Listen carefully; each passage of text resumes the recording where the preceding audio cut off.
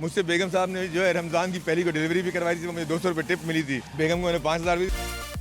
जी बिल्कुल, देखिए पुलिस वर्दी का तस्वुर आते ही हमारे जहन में एक संजीदा और सख्त मिजाज और उसके साथ मसरूफ़ ऑफिसर का एक तस्वुर बनता है। लेकिन उसके अलावा अगर हम बात करें तो सिंध पुलिस में डीआईजी के ओहदे पर फाइज एक ऐसे ऑफिसर भी मौजूद हैं जो इसने इस रिवायत को तोड़ दिया है, और वो ना सिर्फ अपनी ड्यूटी के फ़राइज़ अंजाम देते हैं, उसके साथ साथ अपनी अहलिया के साथ मिलकर, अपनी फैमिलीज़ के साथ मिलकर अपने फूड कार्ट का बिजनेस भी चलाते हैं। जी बिल्कुल, मैं बात कर रहा हूँ उस्मान गनी डीआईजी की, मेरे साथ मौजूद, उनसे बात करें। तो खाना बनाने का मुझे बहुत पुराना शौक है। मैं बहुत अच्छा खाना बनाता हूँ घर पे, मेरे बच्चे बनाते हैं, मेरी बेगम बनाती है, लोग फरमाइश करके मेरे घर पे खाना खाने आते हैं।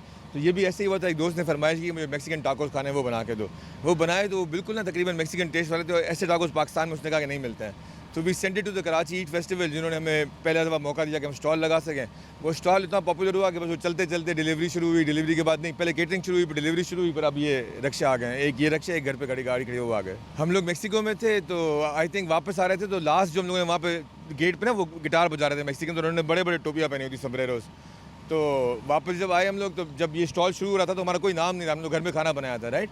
तो उससे बेगम से अचानक उन्होंने पूछा कराची ईट वालों ने कि आपके ब्रांड का नाम क्या है। उसने कहा जी कोई ब्रांड नहीं है, मैं तो घर में बनाती हूँ, मुझे आपको नाम सोचना पड़ेगा, रखें। तो बेगम के जहन में जो पहली चीज़ आई वो ये आई कि समब्रेरो, जो टोपियाँ होती हैं मैक्सिकन ना, ये जिसने पहनी हुई है, तो बस उसका नाम पे समब्रेरो पड़ गया। डीआईजी होते हुए आप मतलब कि आप ये फूड कार्ट का बिज़नेस चला रहे हैं, बहुत इंस्पायरिंग है। क्या कहना चाहेंगे, मतलब कभी भी आपको कोई एम्बैरेसमेंट फ़ील हुई और ऐसा काम शुरू करने से पहले? और आप जो मुझे स्टोरी बता रहे थे, सम वो भी स्टोरीज़ बताइए कि आपने डिलीवरीज़ भी किया, बता रहे जी थे। सर, देखिए एम्बैरेसमेंट तो तब हो ना जब मैं कोई गलत काम कर रहा हूँ। एम्बैरेसमेंट किस चीज़ की होती है? और डीआईजी एक कुर्सी का नाम है, ठीक है। डीआईजी मेरा नाम नहीं, मेरा नाम उस्मान सिद्दीकी है। मुझसे जो लोग दोस्त हैं जो मुझसे प्यार करते हैं, वो उस्मान से प्यार करते हैं, वो मेरे ओहदे से प्यार नहीं करते। उस्मान टाको बेचे या पुलिस डीआईजी की कुर्सी है बैठे, उस्मान ही है। तो मुझे कोई एम्बैरेसमेंट नहीं होती इस चक्करों में। मुझसे बेगम साहब ने जो है रमज़ान की पहली को डिलीवरी भी करवाई थी, तो मुझे 200 रुपये टिप मिली थी। मैं सिर्फ आपकी बात काट रहा हूँ कि जो टिप मिली, आपने टिप रखी है या नहीं रखी, क्या किया उसका? बेगम को मैंने 5000 भी दी, मैंने कहा 200 मेरे हैं, उसने वापस नहीं किए मुझे। तो it's no embarrassment in this, I even served people in the car, तो and my kids do it too. और मेरा नहीं ख्याल इसमें कोई गलत बात है। So, has there ever been a moment when someone recognized you as a DIG while you were working at the food cart? या मैनी अ टाइम्स। हम लोगों ने जब पहली दफ़ा फेस्टिवल लगाया था कराची ईद का, तो उसमें कोई बहुत लोग आते हैं ना, मतलब जैसे 10,000 people coming in every day, footfall जो होता है उसका। तो हमने यही शर्ट्स पहनी हुई थी, खड़े हुए थे, और मैं बना रहा था टाकोस, बेटा वो बेच रहा था। तो अक्सर मैं देखा था कि सामने से ना लोग गुजर के गए, उन्होंने मुझे देखा, मैं उसको पहचान रहा था कि वो पुलिस में इंस्पेक्टर था, या मेरे पास एंटी करप्शन डीएसपी था, या जो भी था। वो पहचान के आगे निकल जाते थे, फिर वापस आता था, फिर दोबारा देख के वापस आता था, फिर तीसरी दफ़ा आते थे। मैंने कहा हाँ वही हूँ जो तुम समझ रहे हो। तो आके मिलता था मुझसे। ये होता है जी। अभी उसके बाद ये बताइएगा कि जो आपने बिजनेस स्टार्ट किया, कैसा रिएक्शन आया स्टार्ट से लेकर और अभी भी चल रहा है, उसके बारे में ज़रा बताइए प्लीज़।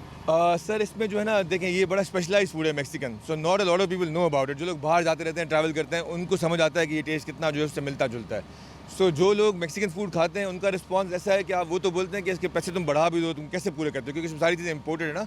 तो वो हमें ढूंढ के निकाल लेते हैं कि हम जहाँ पे भी खड़े हों, अगर नहीं वो घर से ऑर्डर कर लेंगे। लेकिन जो नया लोग आते हैं उनको हमें एजुकेट करना पड़ता है कि ये खाना है, मतलब 500 रुपये में इतना कम तुम खाना दे रहे हो। हमने कहा यार ये खाना मत देखो, इसकी क्वालिटी चेक करो अंदर क्या पड़ा हुआ है और कितना फिलिंग है। आपने एक खाया होगा तो आपको मतलब दूसरा खाने की जरूरत पड़े, तीसरा खाने की जरूरत नहीं पड़ेगी शायद। और हमारी जो मतलब अगर बड़ी जगहों पे लोग होते हैं, जहाँ पे बहुत लोग होते हैं, तो वहाँ पे डील भी होती है कि हज़ार रुपये में 3 मिलते हैं टाकोस। सो कस्टमर का रिस्पांस बहुत ज़बरदस्त है, ये खुला ही कस्टमर्स की इंकरेजमेंट से। सर्विंग एज अ डीआईजी, उसके अदर साइड आप ये बिजनेस भी रन कर रहे हैं, तो कैसे बैलेंस करते हैं? आते हैं ज़्यादातर यहाँ पर, किस तरह से बताइए सर जब शुरू में ये हुआ था तो I was chairman anti corruption, वहाँ पर ना शाम को कोई इमरजेंसी नहीं होती है। तो जब ये हमने शुरू किया था तो I used to be with the truck every day, और केटरिंग पे भी मैं खुद जाके ऑर्डर्स बनाता था, क्योंकि टाको बनाना, आपने मेरे हाथ का टाको खाया होगा, स्टाफ के हाथ का भी खाया होगा, आपको फ़र्क नजर आया होगा, राइट। सो अब इतनी बड़ी केटरिंग में ना आपको एक बंदा कर भी नहीं सकता, तो I used to go to the catering myself and do it.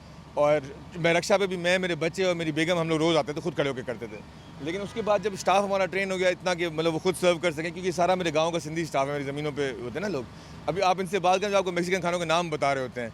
सो ये जब ये ट्रेन हो गए तो देन वी पुल्ड बैक, हमने कहा यार बस अब इनको चलाने दो। सो अभी कभी कभी आते हैं, नॉट रेगुलरली। मैं कहूँ कि एक मैसेज देना चाहें, क्या कहेंगे, क्योंकि इंस्पायरिंग है काफ़ी, क्योंकि आप ये अपना बिजनेस रन कर रहे हैं, तो जो देखेगा उससे भी क्या कहना चाहेंगे? क्योंकि पाकिस्तान में हम देखेंगे काफ़ी स्ट्रेसफुल लाइफ लोग जी रहे होते हैं, और फिर काम की अगर बात करें तो कोई काम करने आया तो 4 बंदे कहते थे ये काम मत करो, उसके हवाले से क्या कहना चाहेंगे? और हमें नौकरी करने की ना एक शुरू से आप घर पे बनाया जाता है कि बड़े होकर तुम सरकारी अफसर बनोगे, ये करोगे वो करोगे।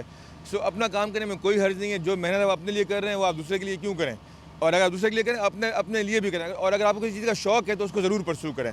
अगर मुझे ये शौक नहीं होता ना तो ये इम्पॉसिबल है कि काम हो सकता है।